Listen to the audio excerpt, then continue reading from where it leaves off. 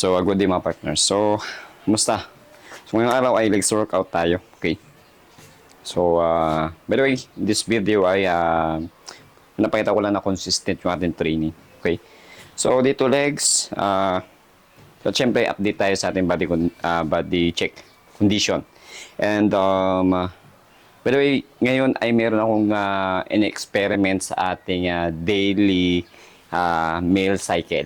Okay? So, hindi siya meal plan. Okay?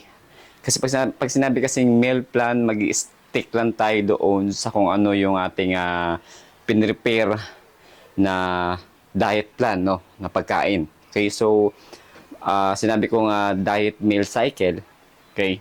O meal cycle natin ay additional lang sa daily food intake natin. Itong aking ethnic experiment, no? So, by the way, kung nag-start na ako today, so after a week, no? Next week ay mag-update tayo sa ating body condition kung may tutulong ba itong ating daily cycle meal. Okay? So, kung makatulong siya sa ating body shape goal. Okay? So, kung makakatulong to at syempre kung maging effective sa akin, budget meal. Okay? Budget meal na tinatawag ng mga partners. Okay? Kung ano yun, saan ko nasasabihin kung nakikita na ninyo yung aking body check condition. Okay? Starting now. Okay? Starting today. Okay? And the other week. Okay? Next week. And syempre, kung maging epekto ito sa ating body goal, condition, ay i-reveal natin yun. No? At syempre, para makatulong ito para doon sa ating mga naghahangad ng kanilang fitness journey or yung kanilang body goal. Okay? So,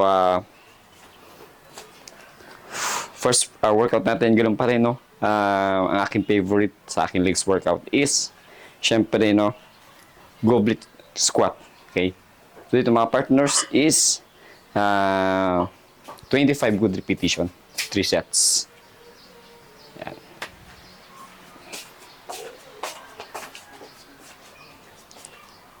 So, sabayin nyo ako. Let's go.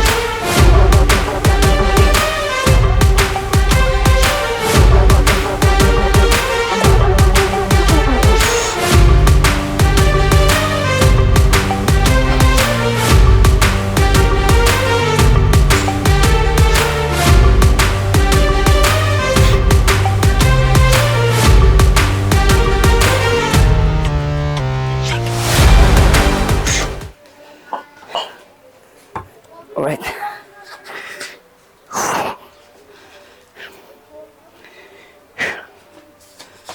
So, yun mga partners, no? So, kung tatanungin ninyo kung effective itong ating home workout exercises ay ang isasagot natin dyan ay yes. Okay? So, nakita naman ninyo, meron naman progress yung ating ginagawa. No? So, they're consistent lang sa trainings and then workout exercises na ginagawa natin. Okay? So, kung napansin ninyo, ay black sando ay dito tayo komportable. Okay? So, naka-black sando rin tayo. So, rest muna tayo. After this, sumo squat. Okay? So, after this ang sumo squat ay kwentuhan ulit tayo. Let's go. Good day mga partners. Second workout natin is, babaguhin ko muna, is side lateral lunges tayo mga partners. Okay? So, sequence dito, yun. Sequence mga partners ay 3 sets pa rin and 15 good repetition every sets mga partners. No? Pasensya na kayo mga partners, medyo maingay dahil yung harap natin is court. No? So, marami mga bata. So, dito, no? Sanayan dito. So, very crucial na movement yung gagawin natin dito sa side lateral lunges. Okay mga partners? So, by the way, reminders para doon sa mga baguhan na gagayahin itong aking side lateral lunges natin. So, pag-aralan nyo muna without weights. Okay, proper form, proper position, proper execution bago natin gawin na may weights. Okay, dahil pagka hindi natin na-execute ng maayos ay maaari tayong ma-injured yung mga legs natin dito. Okay? So, music. Maluwag. Wait lang mga partners. Maluwag.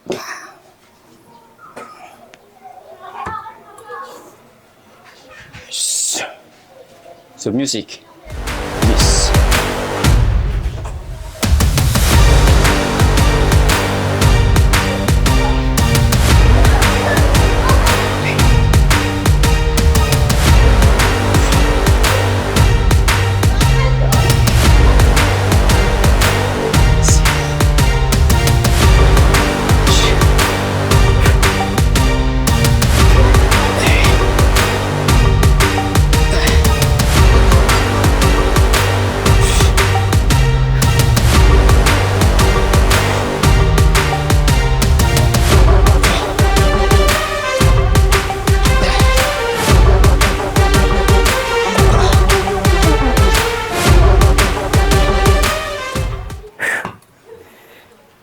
So mga partners, yung ginagawa nating side lateral lunges ay nakatulong ito para sa atin na flexibility ng legs natin. Okay?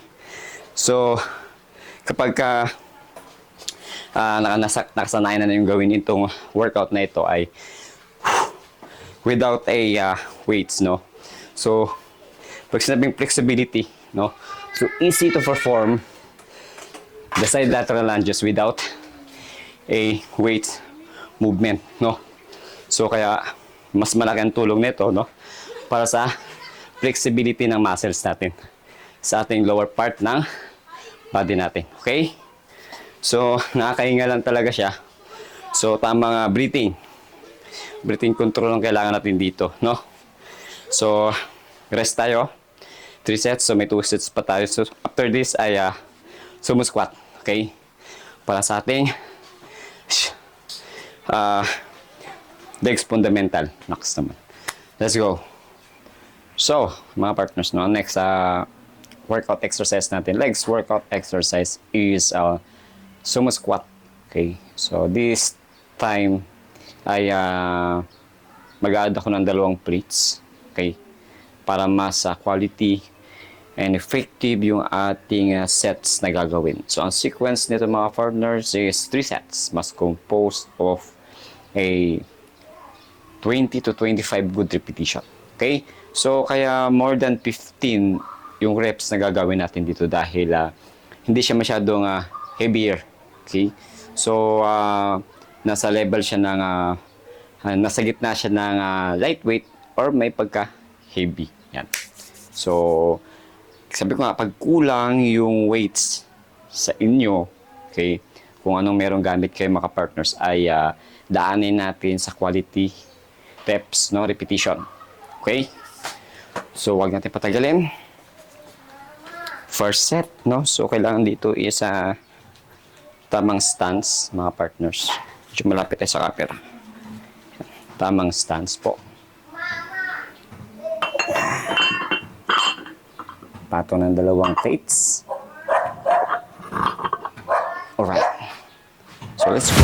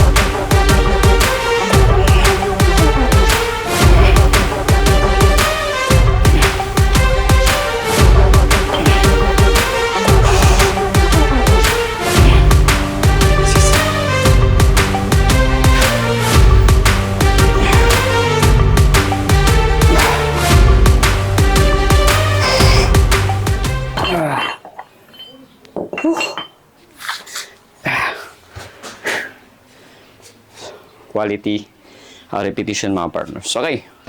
So, pagkwento natin, no? Yung effective nga ba, no? Mas effective nga ba? Or alin niya bang effective? Nung nasa gym ka, nag-workout, or dito sa garahe. Okay?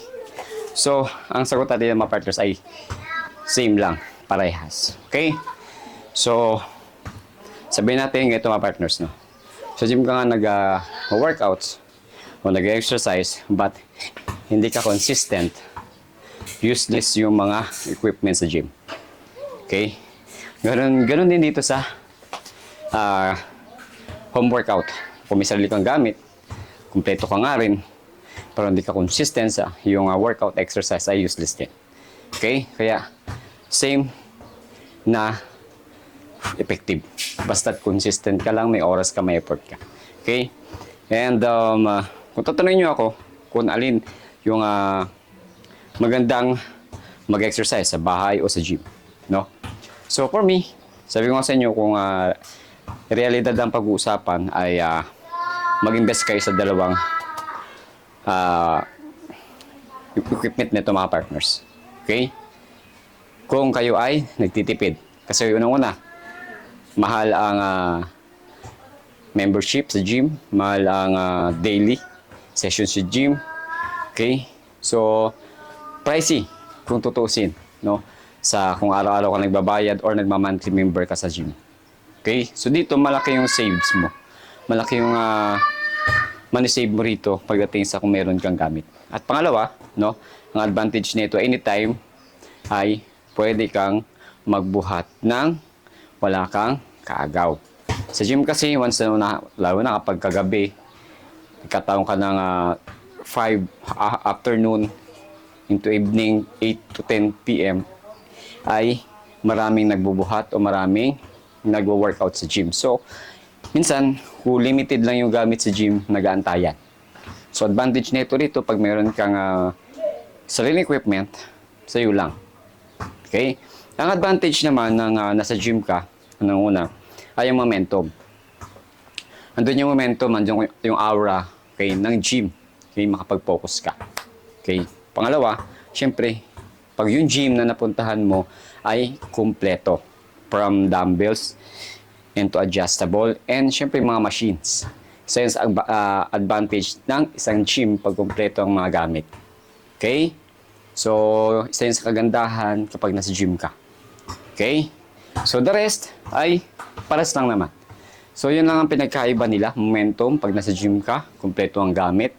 And syempre, kung gusto mo ng coaching ay meron ang nasa gym. Okay?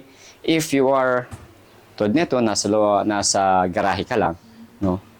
Ano ka lang, self-study ka lang. So, marami naman na nagkakaroon ng mga tutorial like this sa YouTube, internet, Facebook, kung anong dapat ang unahin, anong tamang proper execution, okay, for the beginners and for the advanced training and for the pro. Okay, pagkakaiba-iba ng mga workout exercises para sa mga level na yan. Okay? So, always lang, no, tatandaan natin pag tayo ay meron tayong gustong abutin, no, na body goal. So, kailangan natin ay consistent. So, singit ko lang din dito, syempre, kung kayo ay mataas yung percentage ng fat ninyo, so kailangan ninyo i-balance ang diet and syempre yung exercise. Okay? So, kailangan balance yan. Dalawa dapat meron kayo niyan. Okay? So, hindi ko naman sinasabi na tulad dito sa aking physique, no? Sa genetics ay more on mamuscle talaga kami. Okay? And then, hindi naman ako katangkaran. So, mas mabilis ako makapag-build ng muscle. So, hindi naman ibig sabihin no na hindi na tayo nagda-diet. Okay? So, abangan nyo yung ating meal cycle, daily meal cycle natin. Okay? Dadagdag natin yung sa meal natin pang daily, pang budget meal. Kaya abangan ninyo yun. Okay? So, may iba ako after this ng ating sumo squat ay I think tawag nito bench plunger tayo. Okay, single and after that ay kung sispagin pa tayo. But if hindi na ay maroon tayong mag-abs pasadaan natin ng abs workout. Okay, and then body check condition tayo. Okay, let's go. So mga partners, ang ating last legs workout is a reverse lunges mga ka-partners. Okay, so set aside muna natin itong bench, no? So mag-reverse muna tayo. Reverse lunges mga ka-partners. So dito ang set natin, ang sequence natin dito is 3 sets pa rin, no? Composed of 12 to 15 good repetition. Okay, so nauutal pa tayo.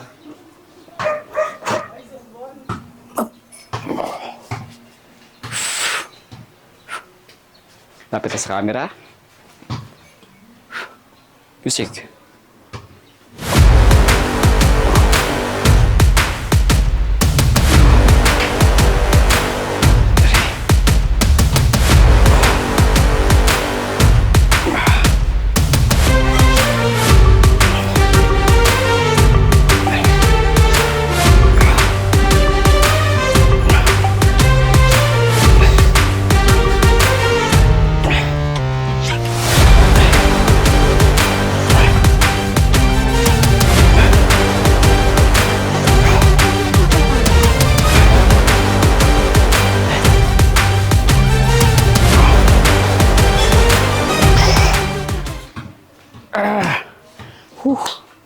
So, kung napapansin ng mga partners, no? Complete recording yung ginagawa natin sa ating exercises tulad ng legs workout natin, mga partners, no? From front ng legs natin, side, back, no? Yung hamstring natin, mga partners, ay na-workout natin. In using, no? Dumbbell equipment. Okay? So, ano pa ang iniisip ninyo, ano pang tupik-tupik ninyo, mag-invest na kayo ng dumbbell. Okay? So, rest muna tayo mga partners. And after this, some abs workout muna tayo, no? So, pasada natin mag-abs workout and then body check condition tayo. Okay? Let's go. So, yung mga partners, ang last workout natin ay papasadaan ko lang yung aking abs workout na ginagawa bago tapusin yung aking workout, okay, of this day. So, isinama na natin sa workout yung abs. Okay. So, dito ay 3 sets and 30 good repetition. But, if nakasanayin ko na siya, dinadagdag ko ng 5, patas ang patas yung repetition. Okay. So, samahan niyo mo ako. Tapos ay, by the way, after this, body check condition tayo. Okay? Let's go.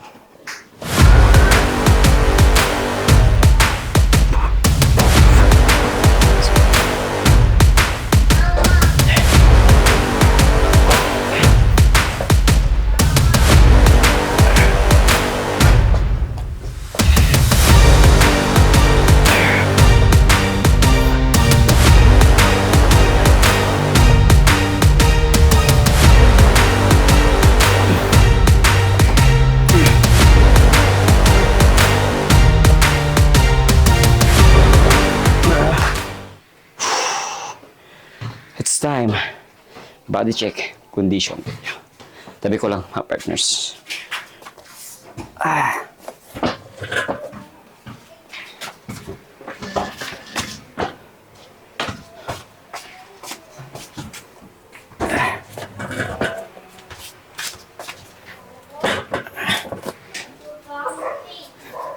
It's time. Body check condition mga partners.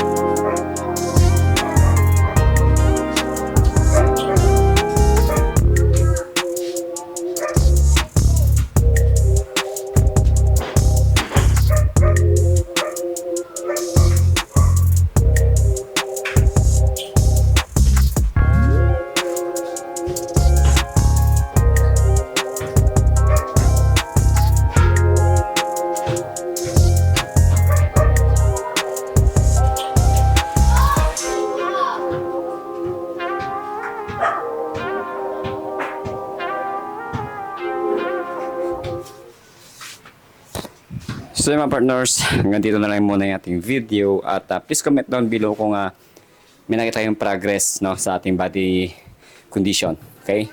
So comment down below, thumbs up, and syempre kung makarelate kayo ay please comment down below, relate.